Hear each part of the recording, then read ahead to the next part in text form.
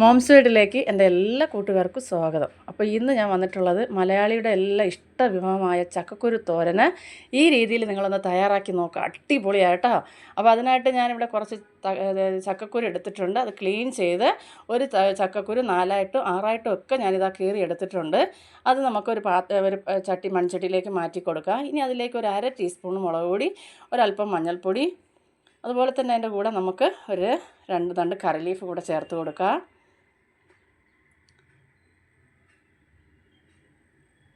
ഇനി ആവശ്യത്തിനുള്ള ഉപ്പ് ചേർക്കാം.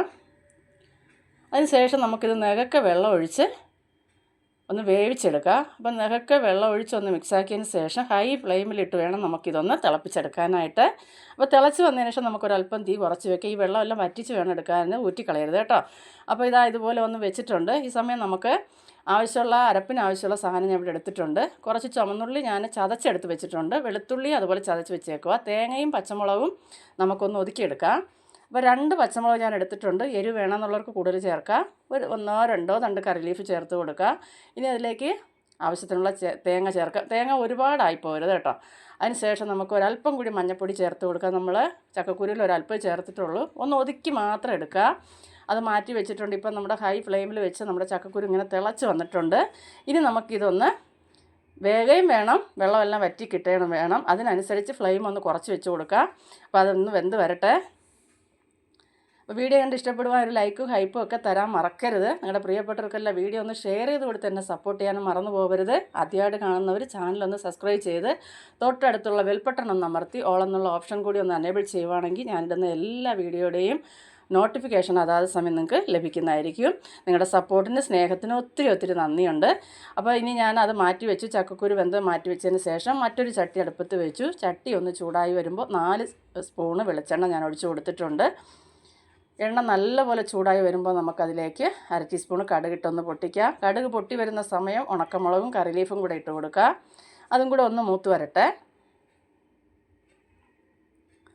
ഇനി ഇതിലേക്ക് ഞാനൊരു 8-10 വെളുത്തുള്ളി ചതച്ചെടുത്ത് വെച്ചിട്ടുണ്ട്. കല്ലയിൽ ഇടിച്ച് വെച്ചേക്കുക. അത് ചേർത്ത് കൊടുക്കുക. അതുപോലെ തന്നെ ഒരു കൈപ്പിടി ചുമന്നുള്ളി ഒന്ന് കല്ലയിൽ ചതച്ചെടുത്തിട്ടുണ്ട്. അതും കൂടെ ചേർത്ത് കൊടുക്കുക. ഇതെല്ലാം നല്ലപോലെ ഒന്ന് നമുക്കൊന്ന് വഴറ്റിയെടുക്കാം.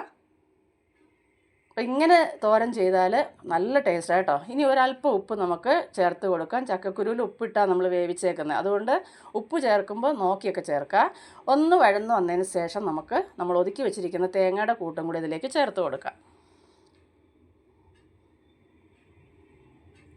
അതിന് ശേഷം ഇതിൻ്റെ പച്ചമണം എല്ലാം ഒന്ന് മാറിക്കിട്ടണം. നമുക്ക് നല്ലപോലെ ഒന്ന് വഴറ്റിയെടുക്കാം.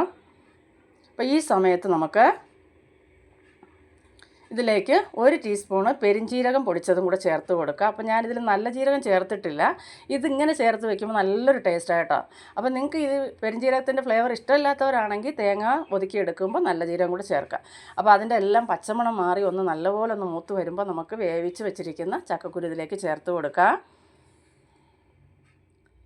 ഇനി എല്ലാം കൂടെ നമുക്ക് നല്ലപോലെ ഒന്ന് മിക്സാക്കി എടുക്കാം. അപ്പോൾ ചക്കക്കുരു ഒരുപാട് വെന്ത് അങ്ങ് ഉടഞ്ഞു പോകാൻ പാടില്ല കേട്ടോ. നല്ലപോലെ വേവേം വേണം, എന്നാൽ ഉടഞ്ഞു പോവുകയും ചെയ്യരുത്. ആ രീതിയിൽ വേണം ചക്കക്കുരു നമ്മൾ വേവിച്ചെടുക്കാനായിട്ട്. ഇപ്പം നല്ലതുപോലെ നമുക്ക് കാണുമ്പോൾ തന്നെ അറിയാം, ഒട്ടും തന്നെ കുഴഞ്ഞു പോകാതെ തോരൻ നല്ല അടിപൊളിയായിട്ട് വന്നിട്ടുണ്ട്. നല്ല മണവും കേട്ടോ.